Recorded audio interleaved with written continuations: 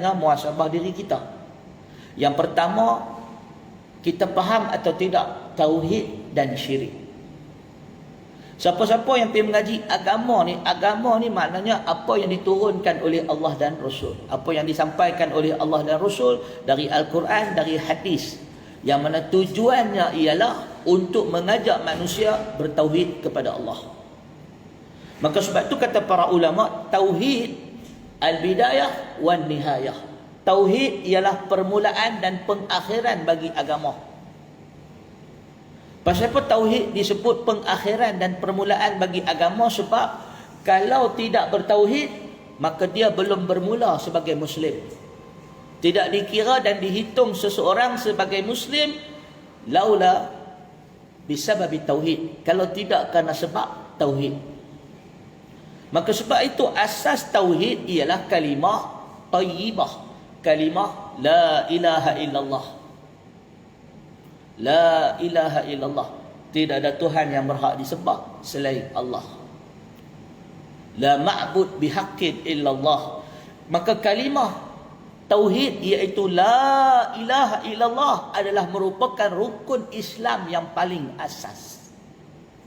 Maka sebab itu tauhid ni al-bidayah wan nihayah. Dia awal dan dia akhir.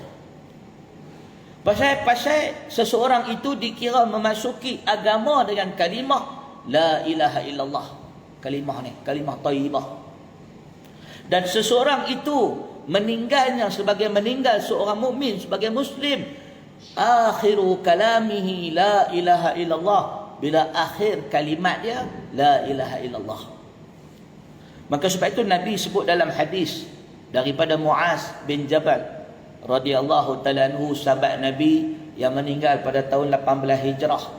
Man kana akhiru kalamihi la ilaha illallah dakhala al-jannah. Sesiapa yang kalimat akhirnya la ilaha illallah pasti akan masuk syurga. Maka sebab itu tauhid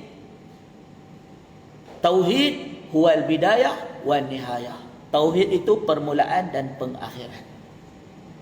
Maka kalau kita mengaji agama, kita pergi surau, kita pergi masjid, kita pergi jamiah, pergi universiti, pergi madrasah, pergi sekolah, pergi mengaji pondok, pergi mengaji apa semua, tapi masih tidak faham tauhid, adalah masa untuk kita bermuhasabah, something wrong dengan pengajian kita. Ada benar tak kena?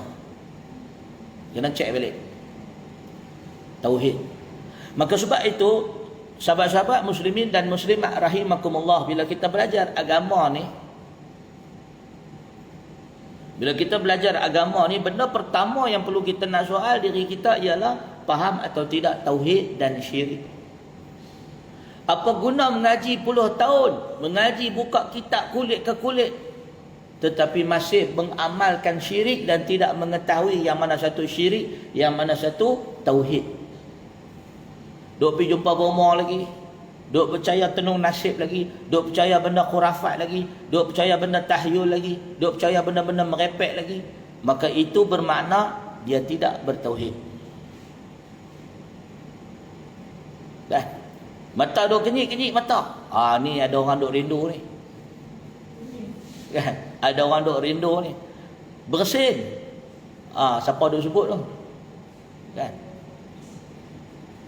Tuan-tuan, maka bila kita duk percaya benda-benda yang khurafat, benda-benda tahyul, ramalan-ramalan, petanda-petanda, tiba-tiba tengah duk minum air, cawan pecah, apa pula musibah nak main, maka benda-benda seperti ini menandakan seseorang itu belum memiliki tauhid yang jelas. Mengaji agama selama ni tak membantu dia faham tauhid dan syirik. Itu satu. Nombor dua, siapa-siapa pergi mengaji agama, maka perlu soal diri dia. Buat muhasabah setelah 8 tahun, 10 tahun, 20 tahun aku duk mengaji agama, aku kenal atau tidak halal dan haram. Halal haram, tahu atau tidak?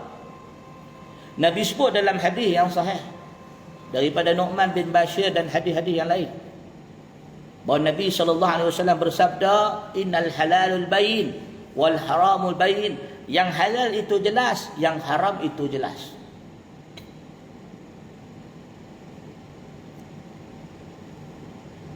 Apabila kita masih duk mengaji agama, kita tak tahu yang mana haram, yang mana halal. maka itu masalah. Kita duk tengok kawan kita duk makan benda haram, tanya dia, ni halal tak? Halal tak halal sama ya? Tak samalah halal dengan haram. Yang haram yang diharamkan oleh Allah, yang jika dilakukan mendapat azab dan dapat dosa. Yang halal yang jika dilakukan mendapat pahala dan diredai. Maka halal apa dia, haram apa dia, dengan mengaji kita akan tahu. Yang ketiga, maka sebab itu tuan-tuan, kita mengaji, kita kena tahu mana dia halal dan mana dia haram. Apa ciri-ciri halal, apa ciri-ciri haram, apa khasais. Haram ada berapa jenis? Haram ada berapa jenis? Ada jenis haram kita panggil haram li zatih, haram pada zat. Ada jenis haram, haram li ghairih, haram benda tu tak haram tapi dia jadi haram sebab benda lain. Haram sebab perbuatan. Ayam tak haram, halal makan, tapi dia jadi haram sebab tak sembelih. Ayam halal makan, dia jadi haram sebab kena curi. Maka haram li ghairih, haram sebab benda lain.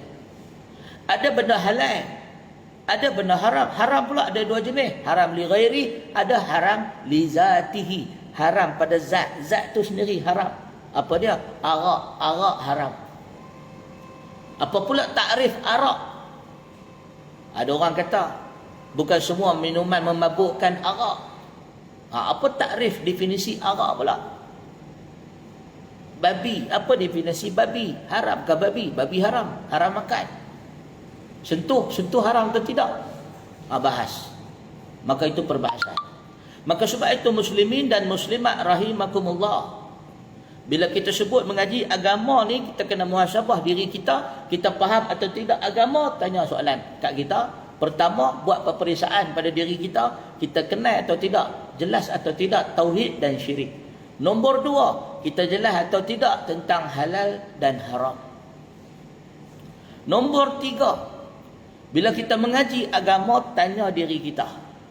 Kita sudah mengetahui atau tidak yang mana satu usul, yang mana satu furuk.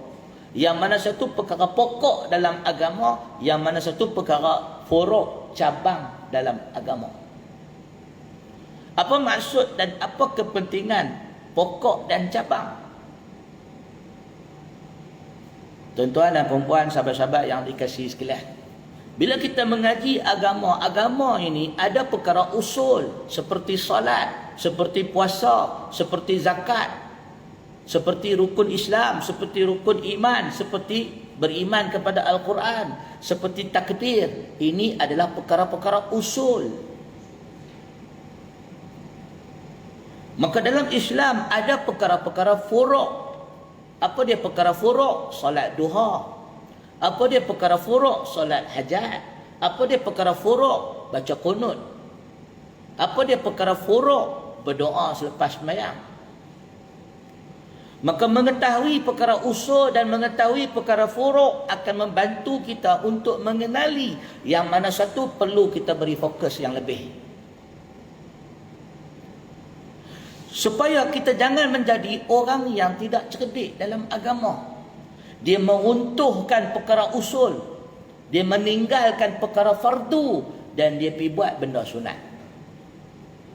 Ada orang dia tinggal sembahyang tinggal, sedangkan solat itu fardu, tetapi dia pergi bagi sedekah. Sedekah itu sunat. Sedekah sunat. Solat fardu.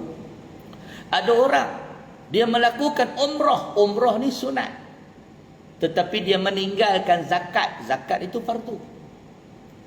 Maka sebab itu muslimin dan muslimat rahimakumullah, penting bagi orang yang mempelajari agama mengetahui yang mana satu usul, yang mana satu furuk. Yang mana satu perlu diberikan aulawiyat, keutamaan dalam usaha dan dalam ibadat dan dalam amalan. Mana satu nak bagi keutamaan dalam usaha, dalam amalan, dalam ibadat, sebab masa kita terhad. Masa kita terhad.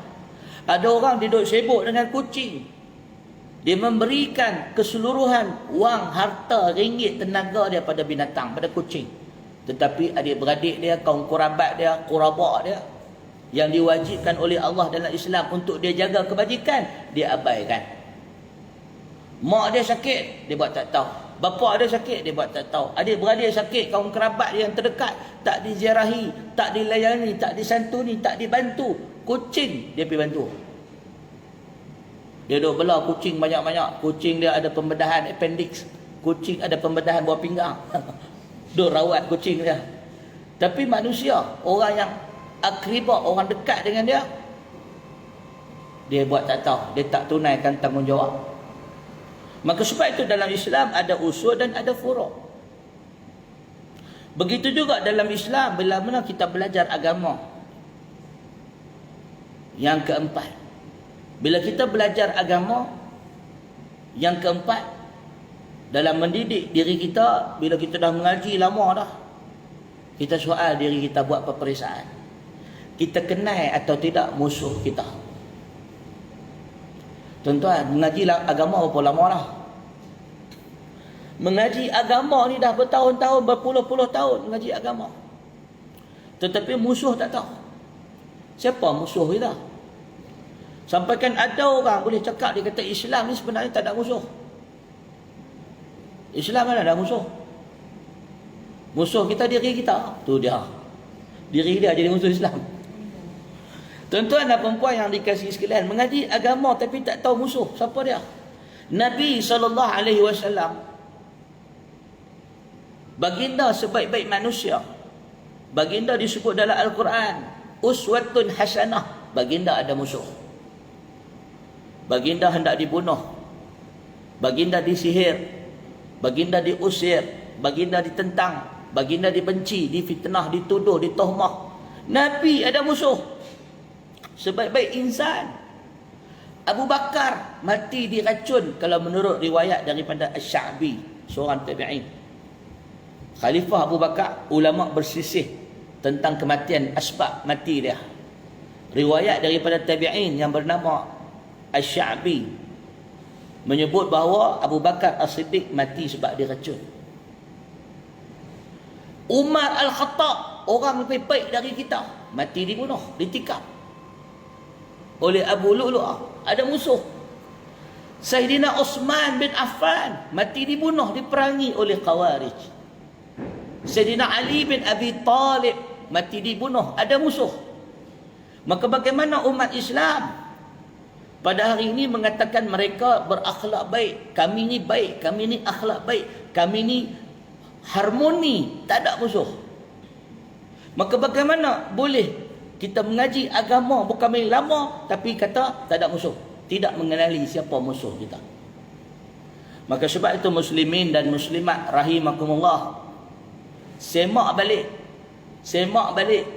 siapa musuh kita. Maka sebab itu kita sebut tadi, tanya 5 soalan tadi. Soalan pertama tadi kita tanya tauhid dan syirik. Kalau kita jumpa masalah-masalah yang menyebabkan kita tak tahu ini tauhid ke, ini syirik ke, mengaji balik akidah. Mengaji agama, tak tahu mana halal, mana haram, mengaji balik halal haram. Kita mengaji agama, kita tak tahu yang mana satu usul, yang mana satu furu', pergi mengaji balik fiqh alawiyat, pergi mengaji balik tentang fiqh, usul dan sebagainya. Kita mengaji agama, kita tak tahu yang mana satu musuh, yang mana satu kawan, pergi mengaji balik al-wala' wal-bara'. Kena mengaji balik al-wala' wal-bara' supaya kita tahu yang mana satu musuh, yang mana satu kawan. Nak bagi wala' kepada siapa, nak bara', nak berlepas diri dari siapa. Dan yang kelima ini paling penting, termasuk dengan tauhid, semua ni penting, tetapi yang kelima paling memberi implikasi yang besar kepada kita, bagi impak yang besar kepada kita. Setelah kita mengaji sekian lama, berpuluh tahun kita mengaji sampai sekarang, apa yang hendak kita tuju? Apa yang kita nak capai? Apa yang kita nak capai? Min aina ila aina, dari mana ke mana? 10 tahun mengaji, at the end, apa hasil dia? Ke mana kita nak pergi? Apa yang kita nak kena buat? Kita faham atau tidak apa dia fungsi, peranan kita, tanggungjawab kita, impian kita, cita-cita kita nak capai apa? Muslimin dan muslimat rahimakumullah. Bagi contoh geng-geng Al-Arkam. Al-Arkam bukan sahabat Nabi Al-Arkam bin Abi Arkam, bukan. Ini kumpulan Rufaqa, kumpulan Arkam. Mereka dididik, ditarbiah oleh ustaz-ustaz Arkam, didoktrinisasi untuk memiliki impian yang satu, impian yang sama, menegakkan negara Islam. Tok guru mereka jadi pemimpin, jadi Imam Mahdi, jadi pemimpin. Untuk merealisasikan gambaran mereka, mereka sanggup berkorban, sanggup mengorbankan harta, tenaga, bekerja masa depan mereka dengan jamaah mereka. Buka kedai, buka pasar raya, buka kedai runcit, buka macam-macam. Sumbang duit, sumbang tenaga. Sebab mereka di brainwash atau dibasuh atau didoktrin untuk memiliki satu idea. Satu idea. Maka sebab tu tuan-tuan tengok, nak tahu seseorang itu punya kefahaman agama dia. Kalau kita tanya dia gambaran Islam yang dia nak macam mana, dia boleh menunjukkan kepada kita nilai Islam atau kefahaman dia terhadap Islam. Sebagai contoh tuan-tuan, kalau masih ingat penasyid zaman dulu, antaranya kumpulan Raihan. Raihan ada buat filem Syukur 21. Dalam filem Syukur 21 tu dia ada bagi vision, gambaran Islam versi Raihan. Dan kalau kita lihat sejarah kumpulan jurunasyid Raihan ni, mereka ni semua saki-baki kumpulan Nada Murni. Saki-baki daripada kumpulan Nada Murni, saki-baki dari kumpulan yang pernah ikut Al-Arkam. Jadi Islam versi mereka duduk dalam masjid, pakai serban, kan dalam filem Syukur 21. Orang perempuan pun pakai tudung habis, semua tutup aurat, lelaki pun tutup aurat, pakai jubah, cakap pun pegang tangan macam ni. Kalau pegang dua tangan macam ni, cakap macam nasyid, sembang baik ya kan, duduk dalam masjid je, Masjid Putrajaya. Tuan-tuan, itu adalah vision menurut Islam, kefahaman mereka. So, bukti kita mengaji agama puluh tahun ni, apa Islam versi kita? Tanya balik. Ada orang Islam versi dia, dia kata, aku mengaji agama ni, aku nak di dalam Malaysia ni tertegak hudud. Itu Islam versi dia. Dia nak di Malaysia ni laksana hudud. Tak ada siapa yang buka aurat. Semua pakai tudung, semua pakai jubah, semua pakai pakaian sopan. Keluar jalan raya semua. Ini versi Islam bagi dia. Bila dia keluar ke pekan, dia keluar ke jalan raya, ke pasar-pasar raya, dia tengok semua orang pakai purdah, pakai tudung, tutup aurat, lelaki pakai serban, pakai jubah. Bagi dia ini Islam. Maka sebab tu bila dia buat program, hak lelaki macam tu pakaian dia, hak perempuan macam tu pakaian dia, dia kata ini program Islam. Ada orang pula dia pergi mengaji Jordan, dia pergi mengaji fiqh dan sebagainya, dia balik main Malaysia. Dia kata Islam yang dia faham, Islam yang dia impikan dalam negara dia ialah Islam yang kedai-kedai ni semua muamalat mereka menurut Islam. Semua pakai bank Islam. Semua transaksi akad jual beli mengikut Islam. Pergi kedai Cina pun kata saya jual, saya beli ya. Wah jual, wah beli. Kan? Siap bubuh harga. Ini wah beli barang, ini bank Islamic bank. Wah simpan barang, Islamic bank, transaksi Islamik. Bagi dia, dia nak Islam yang dia perjuangkan, sistem ekonomi semua Islam. Ada orang pula, dia pergi mengaji di luar negara, dia balik mai, dia kata Islam yang dia nak perjuangkan adalah pendidikan Islam. Mengaji pergi sekolah, sekolah semua cerita pasal Quran. Buka matematik, 1 tambah 1, baca ayat Quran. Mengaji geografi, mengaji pasal bukit, buka ayat Quran. Mengaji pasal haiwan, pasal gajah, buka surah Al-Fil. Mengaji pasal nyamuk, buka surah ni, surah ni. Dia nak Islam diintegrasi dalam pelajaran. Jadi setiap orang, apa dia punya vision pada Islam itu menggambarkan tahap kefahaman Islam dia. Jadi yang kelima tadi kita sebut, bila kita mengaji agama ni setelah berpuluh tahun, tanya diri kita, apa gambaran Islam? Apa gambaran Islam yang kita hendak bawa atau hendak tuju? Kita nak menuju Islam yang mana satu? Islam yang orang pakai purdah, orang pakai tudung, orang pakai jubah. Islam yang orang semua jujur dalam jual beli. Islam yang orang semua berakhlak baik. Islam yang di dalamnya menegakkan hukum Islam. Islam yang di dalamnya pemerintah setiap hari baca khutbah. Ya. Islam yang pemerintah kita baca khutbah. Perdana Menteri baru mengeluarkan kitab baru. Makluman, tiba-tiba Menteri Penerangan, Menteri Komunikasi bagi tahu dalam televisyen, Assalamualaikum semua, saya Menteri Komunikasi dan Penerangan ingin memaklumkan yang amat berhormat Tuan Guru Perdana Menteri baru menghasilkan kitab baru dalam fiqh jinayat, sila boleh beli atau boleh ambil cetakan. Perdana Menteri tulis kitab. Islam itukah yang kita nak tegakkan?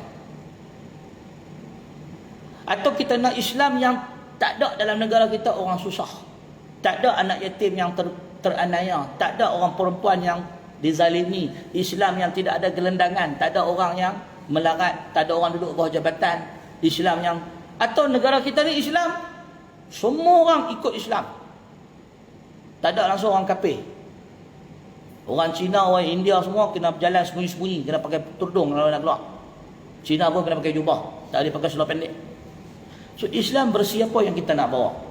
So sekarang ni tuan-tuan dan puan-puan yang dikasihi sekalian, kita soal diri kita setelah kita mengaji agama, 5 soalan ini.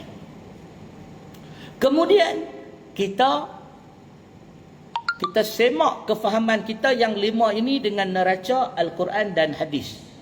Apa kata Quran, apa kata hadis, adakah ia bertepatan atau tidak? Muslimin dan muslimat rahimakumullah. Itu dia. Bila kita mengaji agama, kena muhasabah. Supaya setiap ilmu yang kita ambil menambahkan kefahaman kita pada 5 perkara asas tadi. Semakin mengaji, makin tak kenal musuh. Ini masalah. Ada orang kata, Ustaz, dulu musuh saya Yahudi dan Nasrani. Musuh saya orang kafir. Amerika tu musuh saya. Lepas pergi kuliah Ustaz duk cerita pasal kena harmoni dengan orang kafir, sopan santun dengan orang kafir, kita kena bekerjasama dengan orang kafir dan sebagainya. Lepas pergi kuliah Ustaz, saya rasa Amerika ni bukan musuh lah. Orang Islam pun ada dalam tentera Amerika syarikat. So Amerika ni